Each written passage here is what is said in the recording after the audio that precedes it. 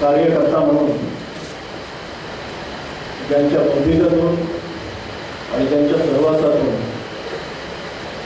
आमच्यासारख्यांची बौद्धिक आणि वैचारिक बैठक तयार व्हायला मदत झाली अशा डॉक्टर नरेंद्र दाभोळकर यांना आज अशा पद्धतीने इथे आदरांजली वाहावी लागेल याची कल्पना नव्हती. खरं तर आता हा सगळा लोकांनी सगळ्या वक्त्यांनी योग्य पद्धतीने आपापलं म्हणणं मांडलेलं आहे आणि आता सत्यजित म्हणाले तसं की हा एक नॅशनल अजेंडा झालेला आहे. एका दुर्दैवी घटनेतून अशा पद्धतीची ही चर्चा ऐरणीवर येणं आणि त्याच दृष्टीने आपण आज मला असं वाटतं या सगळ्या सिनेरीमध्ये आपण विचार करायला पाहिजे. खरं तर हे अंधश्रद्धेविरुद्धचं बिल आहे. गेली 18 वर्ष एक पत्रकार म्हणून आम्ही त्यांच्यासोबत आहोत. पहिल्यांदा बिल मांडलं त्यावेळेची अवस्था त्यांच्यासोबत शिष्टमंडळापासून वेगवेगळ्या मुख्यमंत्र्यांकडे जाणं आणि या सगळ्या परिस्थितीचा आज जेव्हा एक फरक डोळ्यासमोर येतो तेव्हा मला असं वाटतं की केवळ आपण या सनातनी धर्मांधशक्तीला दोष देऊन चालत नाही तर त्याला कळा नाही अशा राज्यकर्त्यांचाही आपण निषेध करायला पाहिजे. पण ज्या पद्धतीने आज एका क्षणात त्यांनी हा वटहुकूम काढला आणि राज्यपाल इतक्या तातडीने कधी करत नाही पण राज्यपालाने त्यातलं महत्त्व कळलं आणि त्यांनी तातडीनं सही केली. हे राज्याच्या दृष्टीने महत्त्वाची जर घटना असेल तर या कणा नसलेल्या माणसांनाही आपण जाब विचारायला हवा. मला असं वाटतं की गेली 18 वर्षातल्या या काळामध्ये वेगवेगळ्या मुख्यमंत्र्यांनी वेगवेगळ्या वेळी आणि मी त्याचा साक्षीदार आहे म्हणजे या सरकारमध्ये अनेक लोक असे आहेत जे अंगठ्या घालून बसतात सत्यसाईबाबांना आणि याच्याकडे अजिबात अपेक्षा पण नव्हती पण एक दबाव होता. या सगळ्या प्रकारामध्ये म्हणजे शरद पवारकडे आम्ही गेलो होतो. पवार हे रॅशनल समजले जातात. कुठल्याही गंभीरदोरे त्यांच्या हातात नाही आहेत पण तेही आपल्या माणसांना आपल्या त्या तिथे बसलेल्या लोकांना सांगू शकले नाही. हे महाराष्ट्राच्या दृष्टीने मला वाटतं खूप दुर्दैवी आहे आणि आपण एका मोठ्या माणसाला त्याचा गमावून दिला आहे. त्यामुळे या सगळ्याची राजकीय जी पार्श्वभूमी आहे ती पण आपण विसरता कामा नये. या सगळ्याचं राजकारण झालेलं आहे.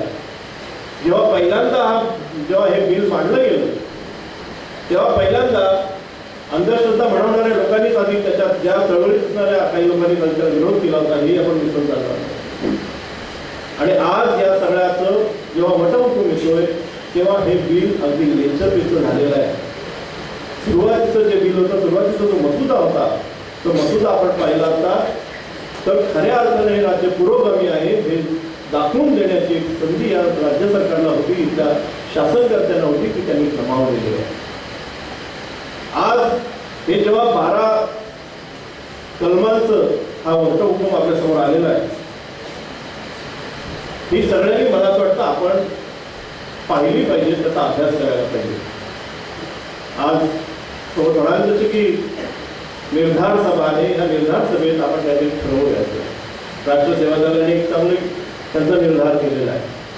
मला असं वाटतं की ही 12 कलम काय आहेत याची प्रत्येकाने प्रदर्शनं करून आपण स्टेशनवर भागाभागात ते लोकांना आता समजावून देण्याची मोहीम आपल्याला हाती घ्यावी लागेल. कलमनामामध्ये यावेळी आम्ही ते सगळं छापतो आहोत तर त्या आधारे आपल्याला काही जर प्रदर्शन करता आलं तर मला असं वाटतं की प्रबोधनाशिवाय आता याला पर्याय नाही आणि हे प्रबोधन आता रस्त्यावर पूर्णच करावं लागणार आहे. अनेक चॅनलमध्ये आता सगळी आम्ही जातो आम्ही बोलतो. ETVला परवा आम्ही काल सनातनीवाले येतातच आणि मला खरं मी त्याला तेच म्हटलं सनातनी असं म्हणून घ्यायला तुम्हाला कसं काही शोधतं. सनातनी हा अत्यंत मागास शब्द आहे म्हणजे आपण मागास आहोत. हे मागास नाही पण आहे हे मिळवताय तुम्ही लोक आणि या आधुनिक काळामध्ये मगाशी स्वतःमार्फत जे म्हटलं गेलं ते खरं आहे. एका अर्थाने अंधश्रद्धा निर्मूलनाची सगळी चळवळ ही स्त्रीमुखी चळवळीशी नातं सांगणारी आहे आणि खऱ्या अर्थाने ही स्त्रीमुखी चळवळीचीच एक भाग आहे. कारण या सगळ्या शोषणाचा पहिला बळी ही महिला ठरते.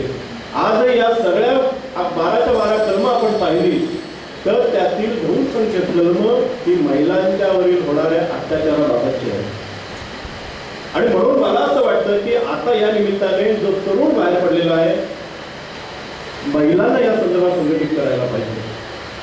आज त्या TV9 कार्यक्रमात आम्ही होतो, तिथे त्यांचे एक ॲडव्होकेट आले होते उन्हाळकर म्हणून. मी त्यांना मसुदा त्या नावी दिला, म्हणजे हे सांगा याच्यातून काय तुम्हाला, हे 12चे 12 आहे, माझ्या दृष्टीने लेखपेचं बिल आहे, मी हे बिलच मानायला तयार आहे, हे अंधश्रद्धेचं बिलच नाही. पण तरी आता यालाही तुमचा विरोध असेल तर यातली कलमं आताच्या आता कॅमेऱ्याजवळ सांगा. त्याची गडबड उडाली आणि मलाही नवीन होतं, ते शोधायला लागला. 1 2 3 थांबा मी सांगतो माझ्या कुठे आक्षेप आहे त्याचं. तो 12व्या कलमावर आला. 12व्या कलमात त्यांनी सांगितलं याला आमचा आक्षेप आहे. 12व्या कलमात काय आहे तर मतिमंद मुलाला त्याच्यामध्ये दैवी संचार आहे असं सांगून जर कोणाची फसवणूक केली, त्याचा बाजार मांडला तर तो गुन्हा आहे. मी म्हटलं याला तुमचा विरोध आहे, ह्या गोष्टीला यांचा विरोध आहे. आता उद्या तो कार्यक्रम दाखल जाऊन बघा. तर मी म्हटलं तुमचा का विरोध आहे याला, म्हणजे एक मतिमंद मुलगा आहे म्हणजे ही व्याधी आहे, याच्याकडे आपण वेगळ्या पद्धतीने बघायला पाहिजे, वेगळ्या पद्धतीने त्याची ट्रीटमेंट करता येते. ते म्हणतात की तुम्ही आक्षेप घेणारे कोण, तो मतिमंद आहे की नाही ठरवणार कोण. म्हणजे तुम्ही हास्यास्पद बोलताय, हे ऐकलं, हे ऑन कॅमेरा बोलताय. अहो डॉक्टर ठरवणार, ते तुम्ही आणि मी नाही ठरवणार आहे. मतिमंद मुलाला ठरवताना किंवा मुलीला ठरवताना त्याचे निकष आहेत, डॉक्टर आहेत, त्याची वेगळी ट्रीटमेंट आहे, त्या मुलाला शिक्षणाची वेगळी पद्धत आहे. आणि हे सगळं आपल्याकडे प्रचलित असताना जर तुम्ही असं सांगितलं की ह्याच्यामध्ये दैवी संचार आहे आणि त्या आधारे तुम्ही धंदा केला, म्हणजे मतिमंद असणं तर तो गुन्हा नाही आहे, तर त्याच्याकडे एक सांगून वेगळ्या पद्धतीने बघायला पाहिजे. पण त्याचं जेव्हा तुम्ही सांगता की याच्यामध्ये दैवी संचार आहे तर ती क्रूरता असते त्या मुलाची. आणि ही क्रूरता ही जर तुम्हाला असं वाटत असेल की धार्मिकता आहे तर तुम्ही आपण रस्त्यावर येऊन बोलूया आणि मग त्याची गोची झाली. मला असं वाटतं की तुम्हाला लगेच सुचलं की आपण हाच कार्यक्रम घ्यायला पाहिजे, ही 12 कलमं लावून रस्त्यावर लोकांना सांगायला पाहिजे असतात की ह्यांचा काय विरोध आहे सांगा. म्हणजे महिलांच्या अंगात येणं हा गुन्हा नाही आहे त्याच्यात, पण अंगात आल्यानंतर त्या आधारे कोणाला धमकावलं, त्या आधारे कोणाला लुबाडलं किंवा त्या महिलेला जर काही त्रास दिला, तिच्या तोंडात विष्ठा टाकली, तिला शारीरिक हाल केले तर तो गुन्हा ठरतो. हे कुठल्या धर्मात कुठल्या धर्मीयाला हे मान्य नाही आहे हे सांगा, त्या रस्त्यावरच आपण बोलूया. आणि जिथे त्यांची आता अडचण होणार आहे, म्हणजे तिथे माधव भंडारी भाजपच्या लोकांनी सांगितलं की आमचा विरोधच नाही आहे, पण पाठिंबा आम्ही देतो याला, असंही ते म्हणाले नाही. त्यामुळे खऱ्या अर्थाने मला असं वाटतं की आता आपली लढाई ही अधिक जोमाने जर आपण केली तर यांना इथेच ठेचता येईल, यांना इथेच थांबवता येईल. ठेचता येणे मला जे बौद्धिकदृष्ट्या ठेचता येणं. आणि सगळ्यात महत्त्वाचं म्हणजे आपल्या सगळ्यांकडे जे लोकशस्त्र आहे ते म्हणजे आपण युक्तिवाद करतो आणि ही माणसं युक्तिवादात थांबतात. आणि मला असं वाटतं की त्यांच्यापेक्षा मग आपलं शस्त्र अधिक धारदार आहे, अधिक टोकदार आहे. आणि या शस्त्राला ते घाबरतात की युक्तिवाद करू नका. युक्तिवाद तुम्ही केला की आम्ही उघडे पडतो, आम्ही नागडे होतो, या युक्तिवादाला ते घाबरतात. मी त्यांना तेच म्हटलं की आता तुमच्यासोबत युक्तिवाद करायला सर्वसामान्य तिथे बसलेले प्रेक्षक होते, तेव्हा त्या बायका पण भडकल्या. ही मंडळी काय करतात, कुठल्या TV कार्यक्रमात गेलं की आपल्याबरोबर 5-10 लोक आपले झुंड घेऊन जातात तिथे. पण त्या बायकांचे चेहरे मी बघत होतो, त्यांनी सांगितलं तुमच्या विरुद्धचं आहे सर्व षडयंत्र, तर तुम्ही लक्षात घ्या. तेव्हा त्या बायकाही गप्प बसल्या आणि त्या त्यांच्याच विरुद्ध बोलायला लागल्या की हे 12 कलमात काय आहे, कुठला धर्म आहे, कुठला देव आहे. ह्या सगळ्या परिस्थितीमध्ये केवळ बदनामी. म्हणजे आम्ही प्रबंध आठवतो तर आम्ही जेव्हा मालवणला गेलो होतो तर तिथला किस्सा जो होता असं की आम्ही ते जात होतो जेव्हा तर तिथे पोस्टर लावले होते. पोस्टरमध्ये काय होतं तर तुम्ही हे जर अंधश्रद्धा विरोधी बिल पास झालं तर तुम्हाला सत्यनारायणची पूजा पण करता येणार. किती खोटं. वारकऱ्यांना जाऊन सांगितलं तुम्हाला वारीच काढता येणार नाही. किती खोटं. बरं वारकऱ्यांनी एकाने त्यांनी सर्वे केला, एकाने बिल वाचलेलं नाही, एकाला त्याचं काय माहीत नाही आहे पण विरोध. सगळ्या कळपात हे घुसलेले आहेत आणि सगळीकडे नाचवणे हाच एक प्रकार केलेला आहे. मला असं वाटतं की याची व्यापक चर्चा रस्त्यावर होणं आता आवश्यक आहे. गोळ्या तिथे येणार नाही. आज याला काय वाटलं की RTI कार्यकर्त्यांना जसं हत्या करून जातात त्याला गोळ्या घालतात अशा पद्धतीचं एक होईल, काही चर्चा होणार नाही. पण डॉक्टर दाभोळकरांचं काम आज त्यांना कळलं की या कामाची व्याप्ती काय आहे, या कामाचं महत्त्व काय आहे आणि हे काम किती आवश्यक आहे. अख्खा माहोल बिघडून गेला आहे. लोक सगळीकडे संतप्त झालेले आहेत. मला असं वाटतं की ह्या सगळ्या वातावरणात आपण जे काम करायचं आहे ते म्हणजे रस्त्यावर उतरूनच करायचं आहे. दुसरी गोष्ट ह्याच्यात आपल्याला जी करता येणार आहे ती गोष्ट अशी की या पुढच्या काळामध्ये शाळांमध्ये जाऊन जसं गिरीशदादा म्हणाले की शाळांमध्ये ते अत्यंत महत्त्वाचं काम आहे. आम्ही जेव्हा काम करत होतो सुरुवातीला तेव्हा आम्ही शाळांमध्येच जात होतो आणि त्या मुलांनाच आम्ही जेव्हा त्यांना प्रयोग करणं होतं, तर प्रयोग करायला लोकांना आवडतं, ते बघायला आवडतं, त्यात एंटरटेनमेंट होतं.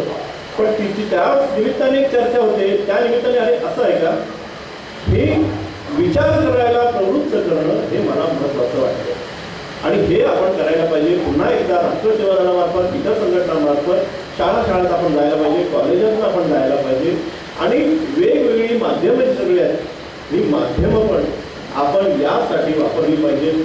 मग त्यासाठी वेगळ्या कृत्या वापरल्या पाहिजेत, वेगळ्या पद्धतीचे आपण जे काही मांडणी आहे ती करायला पाहिजे. मला असं वाटतं इमिजिएटली 12 कलमं आहे की लोकांना सांगण्यासाठी आपण एक निर्धार करूया. वेगवेगळ्या संघटना कुठलेही बॅनर घ्या ते करूया. त्या संदर्भातलं जर काही चित्र आणि त्याचे सचित्र करायचं असेल तर ते आपल्याला मदत करणारे खूप लोक आहेत, तर हे करूया. इथे आमचे मित्र सत्यजित आलेले आहेत, या निमित्ताने मीही त्यांना या संधीचा फायदा घेऊन विनंती करेन की पुन्हा सत्यमेव जयते पार्ट 2 होतोय सुरू, त्यातही हा विषय आपण आणला कारण या कार्यक्रमाचा एक प्रभाव आहे. तर मला असं वाटतं की बघा तुम्ही शक्य झालं तर हा विषय पण आज देशाच्या पातळीवर ऐरणीवर आलेला विषय आहे आणि म्हणून मला असं वाटतं की केवळ चॅनल्स नाही, केवळ वर्तमानपत्र नाही, कारण आता वर्तमानपत्रातही अनेक पत्रकार हे याच विचारसरणीचे आलेले आहेत. म्हणजे तुम्ही नाव घेऊन जातो लोकसत्ताचं वाचा, बातम्या काय येतात ते बघा. म्हणजे अजूनही या बिलाला विरोध असलेल्या बातम्या आहेत. मी तावडेला फोन केला होता परवा, तुला तावडेला म्हणतो तू अशी कुठल्या ह्याला तू विरोध आहे, तो तर मी बोललोच नाही. मी येताना आम्ही दाभोळकरांच्या अंत्यसंस्कारामध्ये जाऊन आलो की फोन केला म्हणतो कसं काय तू बोलू शकतो, काय आहे म्हणजे तू विरोधी पक्षनेता आहे. हे चाललेलं आहे मोठ्या वर्तमानपत्रामध्ये.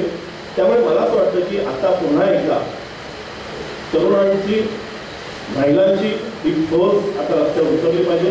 या संदर्भात संवादाचं एक मोठं काम करायला पाहिजे. मी या निमित्ताने आणखीन एक गोष्ट सांगू इच्छितो की एक लवकरच निखिल वागळे आणि काही लोक महाराष्ट्राचे एक दौरा करू इच्छितो की लोकांना सांगायला पाहिजे की आपण आहोत, मिळून काम करूया, घाबरायचं नाही, लढायचं आहे आणि लढायचाच निर्धार आज आपण करूया. धन्यवाद.